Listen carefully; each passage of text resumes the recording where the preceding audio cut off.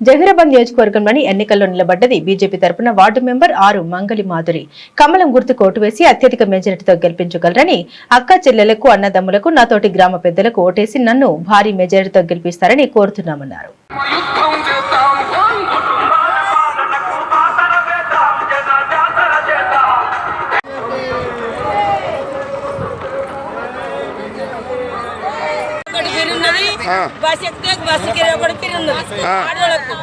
అన్నిటికీ మాకు కష్టమే ఉన్నది. నీళ్లు రాకొచ్చి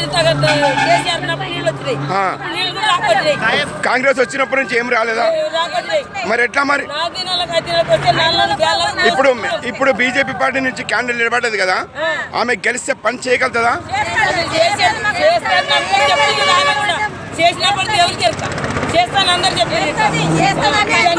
ఏమేమి చేస్తారమ్మా చెప్పండి.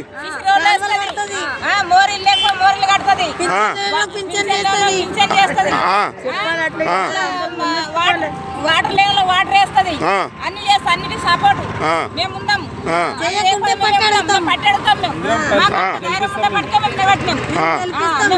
అమ్మ మీ పేరేంది? ఏ విలేజ్? ఏ మండల్? ఏ డిస్ట్రిక్ట్? చెప్పండి అమ్మా. మీరేం వీళ్ళందరూ సమస్యలు చెప్తున్నారు కదా, మీరు చెప్పండి మేడం. మీరు వార్డ్ నెంబర్ 6 బీజేపీ క్యాండిడేట్ తోటి కలిశాను, మాట్లాడాను. నా దగ్గరే ఉన్నది, ఇప్పుడు నా పక్కకే ఉన్నారు, నాతోటే ఉన్నారు. మాట్లాడదాము. మరి బీజేపీ క్యాండిడేటు ప్రజలకు ఏం పని చేయగలుగుతారు, ఏమి చేయలేరు, మరి మాట ఇస్తే మాట నిలబెట్టుకుంటారా, మాట తప్పుతారా? క్యాండిడేట్ తోటి మాట్లాడదాము, ప్రజలతోటి కూడా మాట్లాడదాము. 11వ తారీఖు నాడు పోలింగ్ ఉంది. క్యాండిడేట్ ఏం రిక్వెస్ట్ చేస్తున్నారంటే, ఒక బిడ్డ అనుకొని, నా చెల్లి అనుకొని, వదిన అనుకొని రిక్వెస్ట్ చేస్తున్నది. భారీ మెజార్టీతో గెలిపించుకొని నాకు సక్సెస్ చేయాలని చెప్తున్నది ఆమె. మరి ఇది వాస్తవమా కాదా? మరి ఆమె ఏమైనా పనులు చేయగలుగుతారా లేదా, అది కూడా తెలుసుకుందాం మనము. ఎందుకంటే చాలామంది వ్యతిరేకంగా మాట్లాడుతున్నారు. ఇక్కడ నేను 3 రోజుల నుంచి ఇక్కడ సర్వే చేశాను. నేను డిస్ట్రిక్ట్ స్టాఫ్ రిపోర్టర్ కనుక సర్వే చేస్తే కొంత వేరే పార్టీ వాళ్ళు కూడా వ్యతిరేకంగా చెప్పారు. నా దగ్గర కొన్ని ప్రూఫ్స్ ఉన్నాయి, ఆధారాలు ఉన్నాయి. ఈ క్యాండిడేట్ చాలా మంచి క్యాండిడేటు, మాట ఇస్తే మాట తప్పదు కనుక, మాట నిలబడుతుంది కనుక ఈమెకు దయచేసి నేను కూడా రిక్వెస్ట్ చేస్తున్నాను. మీ బిడ్డ అనుకొని ఈమె గెలిపించండి, మీ చెల్లి అనుకొని గెలిపించుకోండి. ఆమె పేరు, ఆమె డీటెయిల్ కనుక్కుందాము. ఒక్కసారి మీ పేరు చెప్పండి అమ్మా. ఇప్పుడు చెప్పమ్మా, సారీ మర్చిపోయాను, చెప్పమ్మా. నమస్తే అందరికీ. నేను కౌన్సిలర్గా వార్డ్ నెంబర్ 6 నుండి పోటీ చేస్తున్నా, బీజేపీ పార్టీ నుండి. మన భారతీయ జనతా పార్టీని కాపాడుకోవాలనుకుంటే మన భారతీయులందరూ కూడా కంపల్సరీ ఓటేసి గెలిపించాలి. నేను ఒక పాలిటిక్స్లో దిగకపోవడం కాకుండా, పాలిటిక్స్లో దిగకుండానే ఫస్ట్ నేను ఆల్రెడీ అడ్వకేట్గా ప్రాక్టీస్ చేస్తున్నాను కాబట్టి పాలిటిక్స్లోకి దిగిన.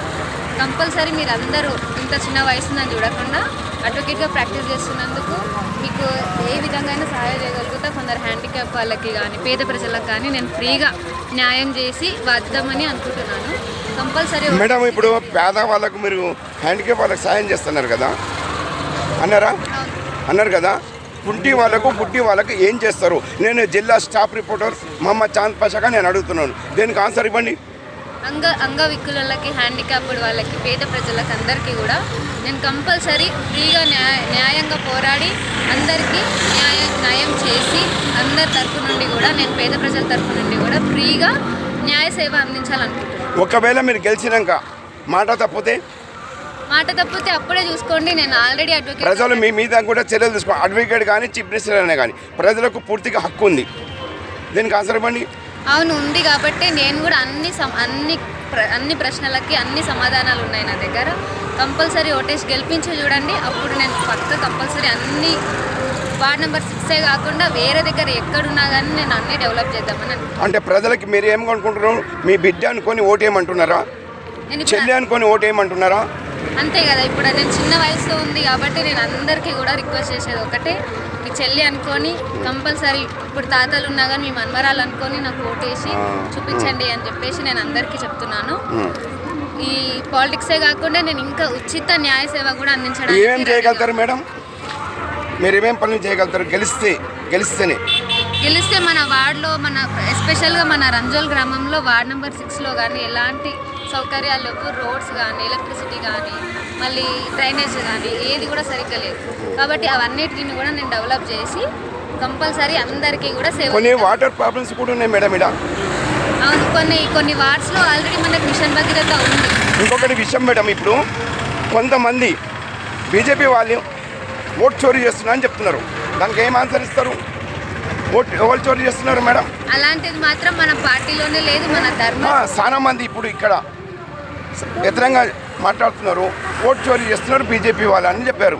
ఎవరు ఓట్ చోరీ చేస్తున్నారు? చెప్పే వాళ్ళు చాలా చెప్తూనే ఉంటారు, కానీ మన ధర్మాన్ని కాపాడుకోవడానికి మన వెనకాల ఉన్న వాళ్ళందరూ కూడా మన ధర్మాన్ని కాపాడుకోవడానికి వచ్చిన వాళ్ళు ఉన్నారు. అలాంటిది ఏమీ మన పార్టీలో జరగదు, ఎప్పుడు కూడా జరగదు. మేడం, ఇప్పుడు కాంగ్రెస్ పార్టీ వాళ్ళు మాట ఇచ్చి మాట తప్పారు, మీరు మాట ఇస్తున్నారు, మాట నిలబెట్టుకుంటారా మేడం? మేమందరికీ కూడా 100% కంపల్సరీ అన్ని ఇంటింటి ప్రచారం చేస్తున్నాం. వికలాంగులకు ఏం సాయం చేస్తారు మేడం? వికలాంగులకి అన్ని సౌకర్యాలు అందిస్తాను, న్యాయపరంగా. కొంతమంది గుడ్డి వాళ్ళు, కుంటి వాళ్ళు ఉన్నారు మేడం, ఎందుకంటే వాళ్ళు పనులు చేయలేకపోతున్నారు, వాళ్ళకి ఏం సాయం చేస్తారు మేడం?